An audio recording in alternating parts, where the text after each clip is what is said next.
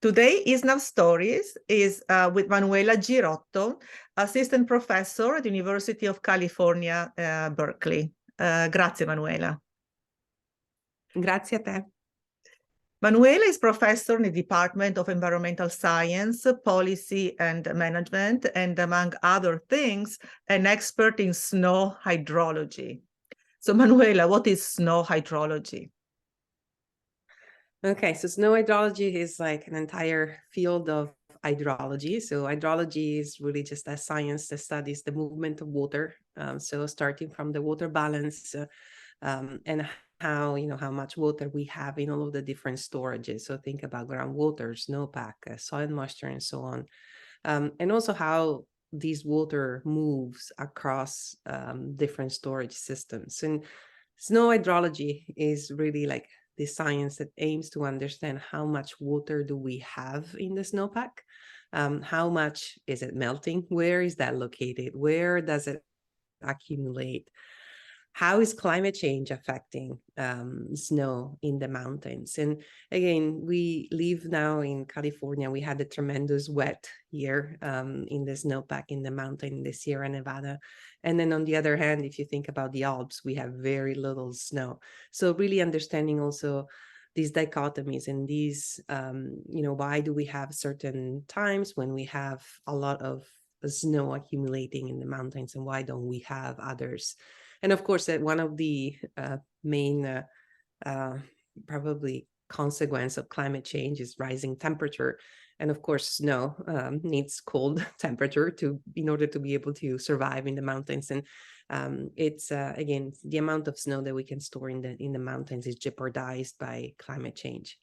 And the key problem is that in environments like California, but also in the Alps for the Po Valley, the snowpack is the main source of water resources during the summer and spring season. So if you think about snowpack is kind of like a virtual reservoir because you're kind of like storing water in the mountains. You don't have to build dams. It's stored in the mountains. And then when you need it the most during, agricultural productive season, spring and summer, it just comes down. So having risk of losing that water in the mountains is obviously a very challenging, problem and risk that we'll have to face as humanity, as climate change will come, and we need to adapt and understand what to do with this.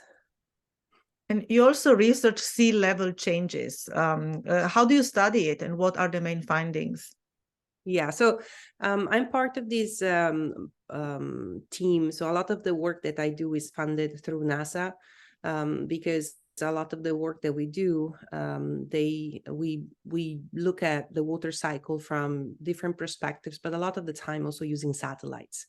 So NASA was interested in understanding how do we use the satellites that we have up in space to understand how the hydrology is changing, but also how is that affecting sea level rise. So sea level rise, we know that the primary causes is mass expansion in the ocean, but also ice cap melting and that leads to increase in the sea level. But a smaller component can be also associated with changes in the hydrology.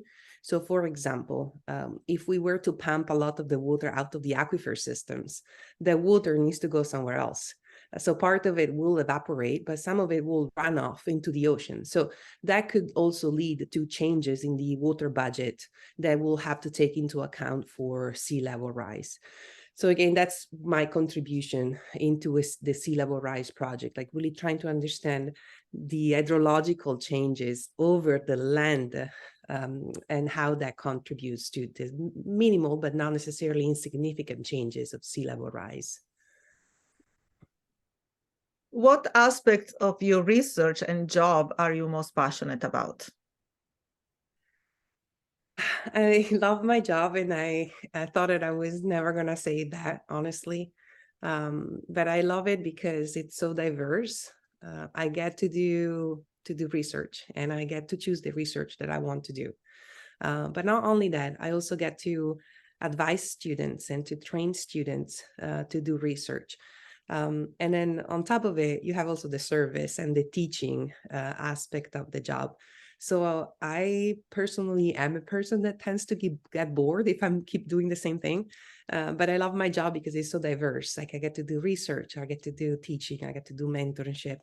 And most importantly, I think what I'm more passionate about is seeing, or maybe where I get more of the satisfaction with, and where also more of the struggles are, it's seeing students that start doing research and they are passionate about the research that they do. So it's like that mentorship relationship and discussing research with them. And sometimes they have brilliant minds. Other times, it's more of a struggle. But it is work that I think ultimately it's more positive than negative, and that pays off. Like seeing again these younger students and younger generation getting passionate about these topics and teaching them like the steps on how to get to the research and publish their findings and present their work. I think that's what probably is I'm most passionate about what I do. Tell us about your professional journey from growing up in Italy, your studies in Italy, until to being a professor at UC Berkeley. Yeah, that's a good question. So I never thought and imagined that I was going to be a professor, although I always dreamed ever since I was a kid to become a teacher and a professor. And I think I got lucky enough that when I in Italy, I studied in Padova. So I did my undergraduate and master or specialistica, laurea specialistica in Padova. And then the last year of the specialistica, there was a And what did you study fellowship. in Padova? So I studied civil environmental engineering in Padova. So both for my undergraduate and my specialistica. And so triennale and specialistica, that's how we call them in Italy.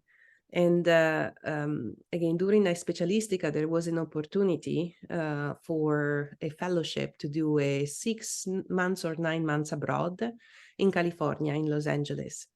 And I decided to apply. I never applied to anything. And I was like, okay, let me try to see how far I can go. Let's see. And I got the fellowship. So I was like, okay, now that I got the fellowship, I kind of like have to leave. I have to see and explore what's out there. Up until that point, I never really traveled as much. I've always lived in a very small town in the province of Treviso. My parents did not get they were now educated. Like they don't have a degree or anything. So I think I was the first one in my family to actually get a degree. And so to me, that was more of a challenging myself to try and get myself out there and see how far can you go. So after that first year where I spent 9 months at the University of California, Los Angeles, I got to meet a professor whose research was really about snow data assimilation. So assimilating these satellite observations into models to understand how much water we have in the mountains. And up until the point, I had no idea that such research existed really. And so I just got passionate about that. And the professor had a PhD position open up. And I just decided to stay. So I decided to stay there for these 5 years of PhD. And after that, I graduated, found a job at NASA, Washington, D.C. And then finally, I came back to California as a faculty at UC Berkeley. But I have to say that the reason probably why I'm here is really because of that opportunity that I had to explore 6 months, 9 months abroad that otherwise I would not have had. So it was maybe luck, but also, having these exchange opportunities when you are in school that will make you see the world with different perspective and different eyes, and exploring it out there and see what's out there. Because up until, where you grow up in your comfort, it's very comfortable and it's nice, but you might miss a lot of opportunities by just staying in your comfort zone. That's my journey on how I got here in very few words. Who sponsored that internship? That was a collaboration in between the University of Padova and the University of California. I wouldn't know the name on top of my head, but it's a collaboration in between the University of Padova, but I also have Bologna and Trento and the University of California. And it's still going on, I think. How did you become involved with ISNAF? Okay, so I heard about ISNAF when I was still a PhD student in Los Angeles, because when I was there, you start, making friends with other Italians, because when you are abroad, you miss your country.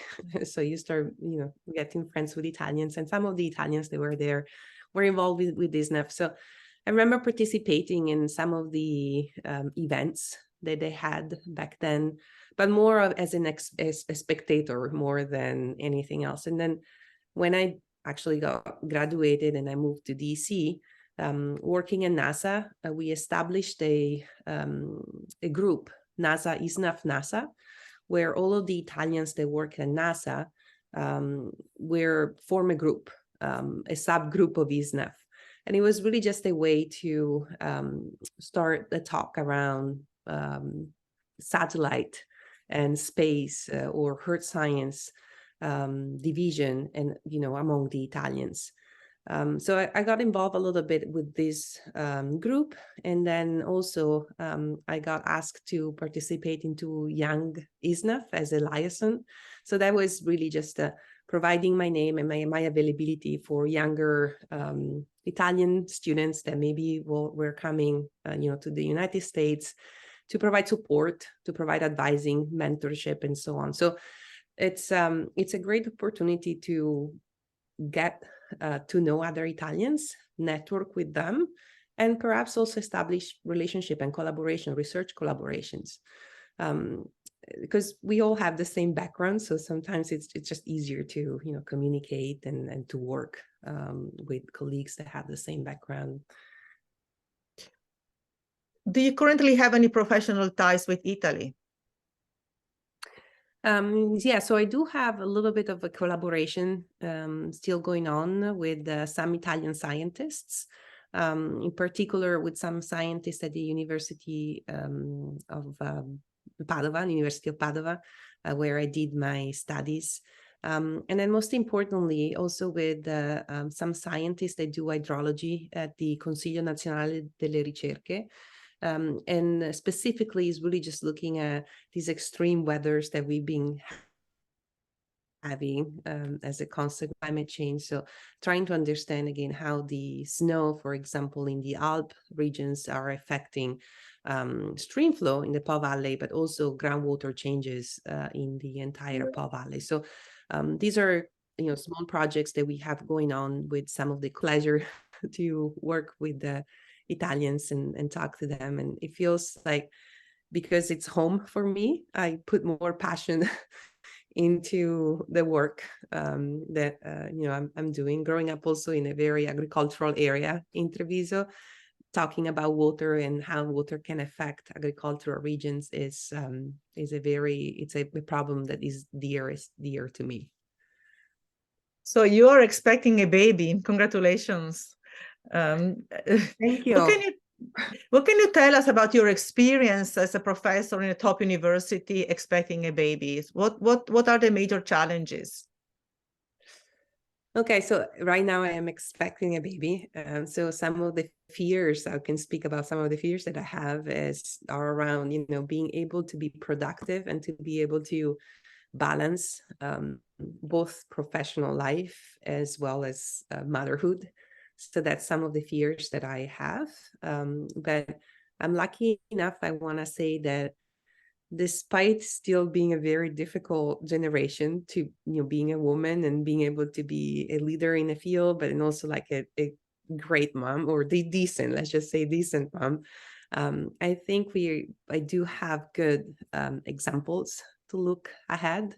Like there are a few professors in my universities and faculties and other mentors that I can find support and maybe look after and look after them, that can provide that example that I think we need in order to be able to succeed in both fields. And again, as the new generations will come, it's going to be just easier for a woman to be able to do both, as everyone, including men in field, will realize that that's, there needs to be a 50-50 share of family duties, so then also women can advance their careers and be part of society in all of the fields. So my field, it's professorship, but it can be politics, it can be administration, or any other fields.